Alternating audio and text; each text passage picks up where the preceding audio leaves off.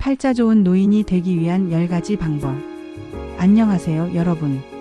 오늘 제가 들려드릴 이야기는 정말 특별한 분의 인생 이야기예요. 이분의 이름은 박동수 할아버지, 올해 72이세요. 사람들이 박동수 할아버지를 보고 종종 이런 말을 한대요. 에이, 팔자 참 좋으시네요. 그럴 때마다 할아버지는 웃음이 나온다고 하시더라고요. 왜냐하면 할아버지 인생이 늘 팔자 좋았던 건 아니었거든요. 여러분, 혹시 이런 생각 해보신 적 있으세요? 나는 언제쯤 여유롭게 살 수 있을까? 나이 들어서도 행복할 수 있을까? 주변 사람들이 부러워하는 그런 삶을 살 수 있을까? 박동수 할아버지도 젊었을 때는 그런 고민을 많이 하셨대요. 사실 젊었을 땐 하루하루가 전쟁 같았다고 하세요. 새벽같이 일어나 공장에 나가고 집에 돌아오면 녹초가 돼 쓰러져 버렸대요. 그때는 정말 힘들었어요. 아이들 학원비에 생활비에 제 호주머니엔 늘 푼돈밖에 없었거든요. 아내와 싸운 날도 많았다고 해요. 당신은 집에 돈만 갖다 주면 다냐? 아내의 그 말에 화가 치밀면서도 속으론 미안했대요. 정말 힘들었으니까요. 그때만 해도 저는 제가 불행한 줄 알았어요. 남들은 다 잘 사는 것 같은데 왜 우리만 이렇게 힘들까 싶었거든요. 그런데 놀라운 일이 일어났어요. 그러던 할아버지가 지금은 동네 사람들이 부러워하는 팔자 좋은 노인이 되신 거예요. 아침에 일어나면 새소리 들으며 산책하고 저녁이면 친구들과 막걸리 한 잔 기울이죠. 아내랑은 티격태격 하다가도 같이 드라마 보며 웃으신대요. 지금 생각해보면 정말 신기해요. 똑같은 사람인데 이렇게 달라질 수 있다니. 도대체 어떻게 이런 변화가 가능했을까요? 오늘은 박동수 할아버지가 직접 들려주신 이야기를 통해서 진짜 팔자 좋은 노인이 되는 10가지 방법을 여러분께 전해드릴게요. 이 방법들은 거창한 게 아니에요. 돈이 많이 들거나 특별한 재능이 필요한 것도 아니고요. 누구든지 지금 당장부터 시작할 수 있는 방법들이에요. 특히 지금 50대, 60대이신 분들, 그리고 앞으로 다가올 노년을 걱정하고 계신 분들에게는 정말 큰 도움이 될 거라고 확신해요. 그럼 지금부터 박동수 할아버지의 특별한 이야기 함께 들어보실까요? 방법 1. 돈보다 건강이 먼저라는 걸 깨달으세요.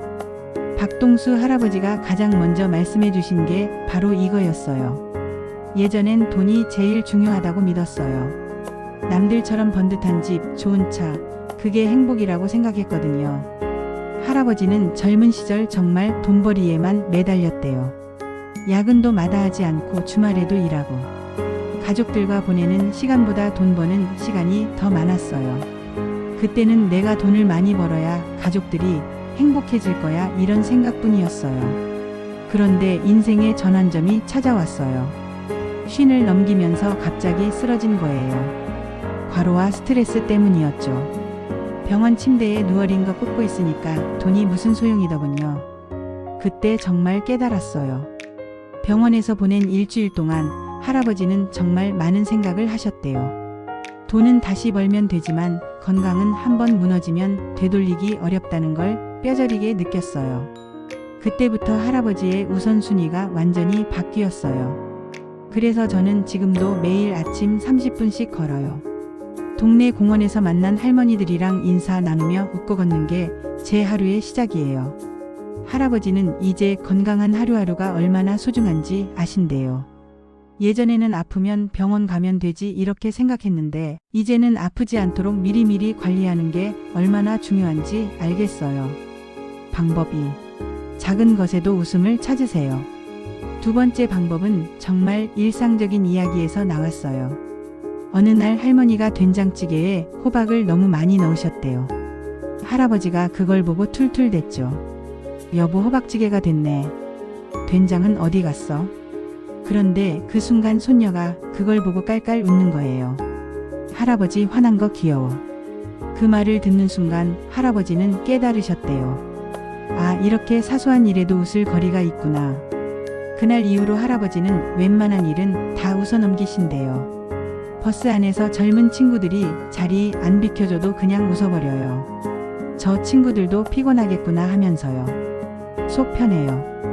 할아버지 말씀으론 화내봤자 손해는 자기만 본다는 거예요. 화내면 기분 나쁘고 혈압 올라가고 밤에 잠도 안 와요. 그럼 누가 손해예요? 바로 나죠. 그래서 이제는 모든 걸 웃음으로 넘기려고 하신대요. 마트에서 카트가 고장 나도 웃고 비 올 때 우산 안 가져가도 웃어요. 오늘은 운동 삼아 뛰어가자 하면서요. 방법 3. 자식에게 매달리지 마세요. 세 번째 방법은 많은 부모님들이 고민하시는 부분이에요. 할아버지도 한때는 자식에게 기대가 컸다고 하세요. 잘 돼서 나중에 효도 받겠지 하는 마음이 있었어요. 그런데 기대가 크면 실망도 크더라고요. 자식들이 명절에 안 오면 섭섭하고 용돈 안 주면 서운하고 그런 감정들이 쌓이다 보니 관계가 어색해졌대요. 그런데 어느 날 큰아들이 이런 말을 했어요. 아버지, 우리 인생은 우리가 책임질게요. 아버지는 아버지 인생을 사세요. 그 말을 듣고 할아버지는 가슴이 뻥 뚫렸다고 하세요. 그때 깨달았어요. 자식들한테 의존하려고 하면 안 되겠구나. 그때부터 할아버지는 완전히 달라지셨어요. 자식 인생은 자식에게 맡기고 저는 제 인생을 즐기기로 했어요. 지금은 자식들과의 관계도 훨씬 편해졌대요. 오히려 제가 자립적으로 살려고 하니까 자식들이 더 찾아와요.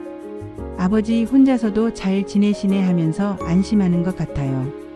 방법 4. 친구와의 인연을 소중히 지키세요. 네 번째 방법은 인간관계에 관한 이야기예요. 나이 들수록 친구가 보약이에요. 할아버지는 이렇게 말씀하시더라고요. 젊을 땐 먹고 사는 게 바빠서 친구들과 연락을 자주 못했대요. 그런데 나이 들고 나니까 친구들의 소중함을 깨달으신 거예요. 지금은 일부러라도 시간을 내서 친구들 만나요. 어제도 고향 친구 철수 씨랑 시장에 가서 순댓국을 먹으셨대요. 야, 우리 이렇게 늙었냐? 하면서도 웃고 떠드니까 마음이 든든해요. 할아버지는 외롭지 않다는 게 얼마나 큰 힘인지 모른다고 하세요. 혼자 있으면 자꾸 이상한 생각만 해요. 건강 걱정, 돈 걱정, 죽음 생각까지. 그런데 친구들과 함께 있으면 그런 걱정들이 다 날아가요. 심지어 할아버지는 새로운 친구도 사귀고 계세요. 동네 복지관에서 만난 분들이랑도 친해졌어요. 나이가 비슷하니까 공통 관심사가 많아서 대화가 잘 돼요. 방법 5. 배우자와 티격태격해도 다시 웃으세요. 다섯 번째는 부부 관계에 대한 이야기예요. 할아버지는 할머니와 반평생을 같이 살면서 수도 없이 싸우셨대요. 정말 많이 싸웠어요. 성격도 다르고 생각하는 것도 달라서. 그런데 결국 옆에 남는 건 그 사람이더라고 하세요. 할아버지가 들려주신 에피소드가 정말 재미있어요. 한 번은 제가 TV 리모컨을 의자 밑에 떨어뜨려 놨는데 그걸 까먹고 있었어요. 그런데 아내가 리모컨을 못 찾겠다고 화를 내는 거예요.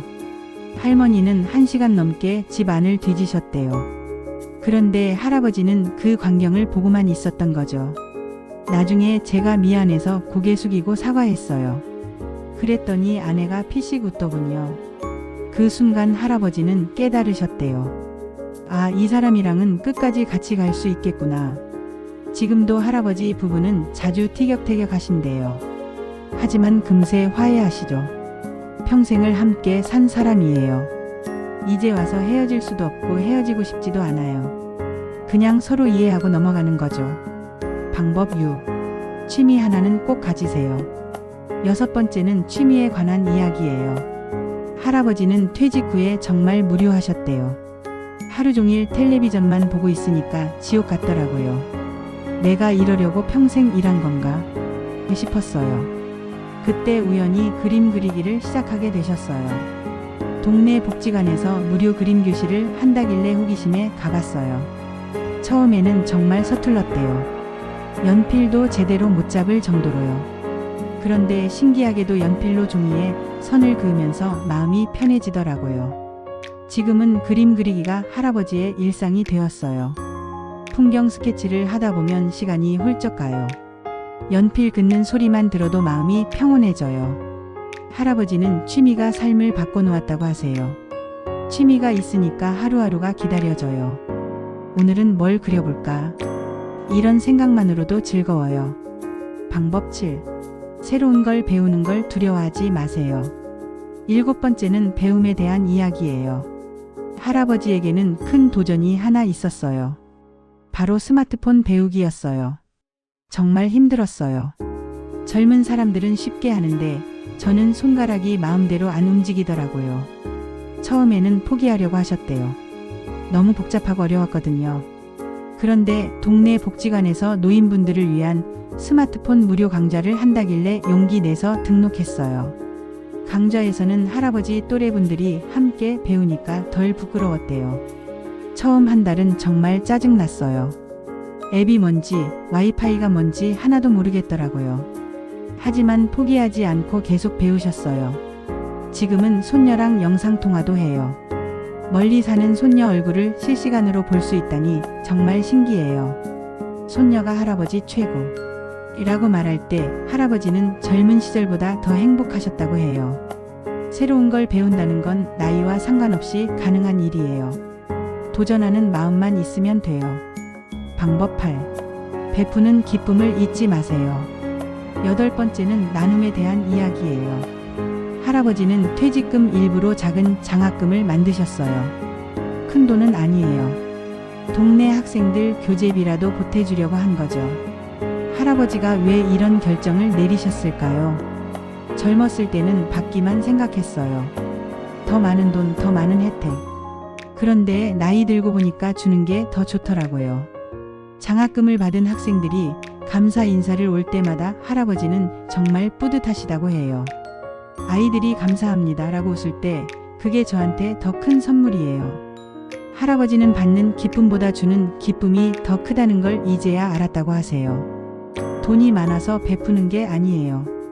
마음이 있으면 누구든 베풀 수 있어요. 심지어 할아버지는 지하철에서 자리를 양보해 주시기도 해요. 더 나이 드신 분이나 임산부분 보면 제가 먼저 일어나요. 그럴 때마다 기분이 좋아져요. 방법 9. 남의 시선보다 내 마음이 편한 걸 택하세요. 9번째는 체면에 대한 이야기예요.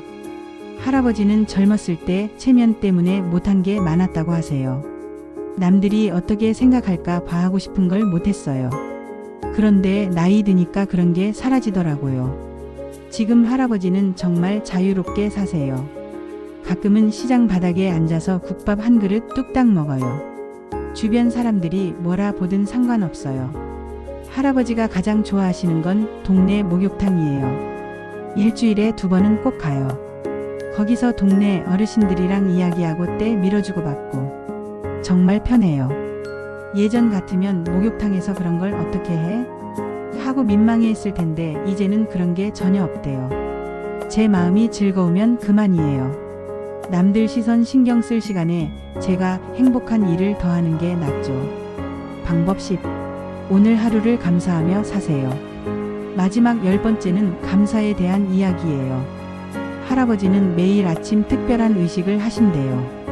창문을 열고 햇살이 들어올 때 오늘도 살아있구나 하고 감사 인사를 해요. 그냥 형식적인 게 아니라 진심으로 고맙다고 생각하신다고 해요.